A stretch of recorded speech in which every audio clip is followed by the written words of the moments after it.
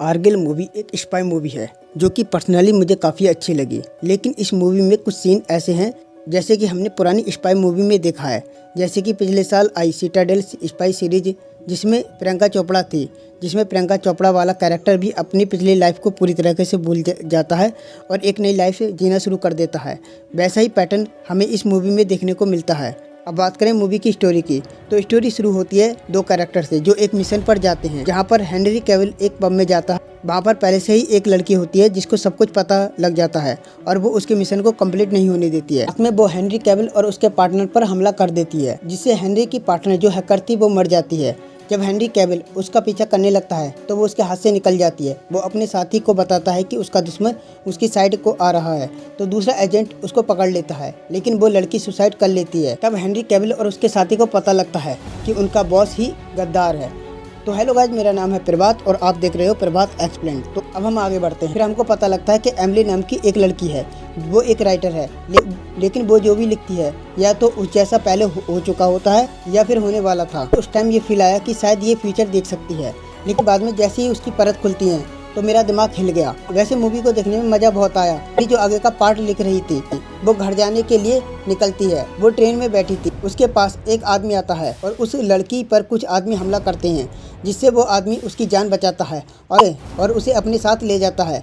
वो बताता है कि आज तक जो भी तुमने नॉवेल लिखे थे वो रियल में हो रहे हैं। तुम आगे बताओ कि क्या होने वाला है। कि एक स्पाई एजेंट है, उसका नाम एडन है। एडन उसको लंदन के एल्बर्ट मेमोरियल पार्क में ले जाता है। जैसे ही वो स्टोरी के बारे में सोचती है, स्पाई एजेंट की दूसरी टीम उन पर नज़र रखने लगती है। वो उसकी आवाज़ तक सुनने लगते हैं कि वो आगे क्या बोल रही है। उनको वहाँ से एक क्लू मिलता है और वो दोनों एक पास की जगह पर चले जाते हैं, जहाँ पर उनको एक बॉक्स मिलता है। उसमें एक बोट की चाबी थी। तभी वहाँ पर कुछ एजेंट आ जाते हैं। वो उनको चकमा देकर वहाँ से भाग जाते हैं। वो होटल में रुकते हैं, जहाँ पर अमीली एडन को ये कहते हुए सुन लेती है कि काम ख़त्म होने के बाद वो राइटर को मार देगा। ये बात सुनकर वो वहाँ से भाग जाती है और अपनी मॉम को फ़ोन करके एक दूसरे होटल में बुला लेती है। वो उनको सारी बात बताने लगती है। तभी वहाँ पर एडन आ जाता है। एमिली की मॉम एमिली पर बंदूक तान देती हैं।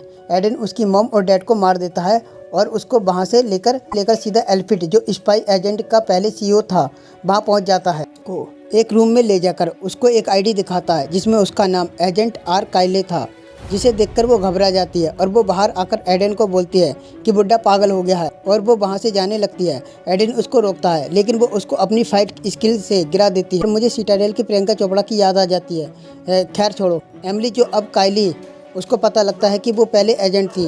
उसको एडन बताता है कि तुम एक मिशन पर थी, लेकिन एक एक्सीडेंट की वजह से तुम अपनी याददाश्त भूल गई थी, जिसका फ़ायदा दूसरे एजेंट ने उठा लिया और वो तुम्हारे मॉम और डैड बनने का नाटक करने लगे, जिसे तुमने अपना रियल में मॉम और डैड समझने लगी थी।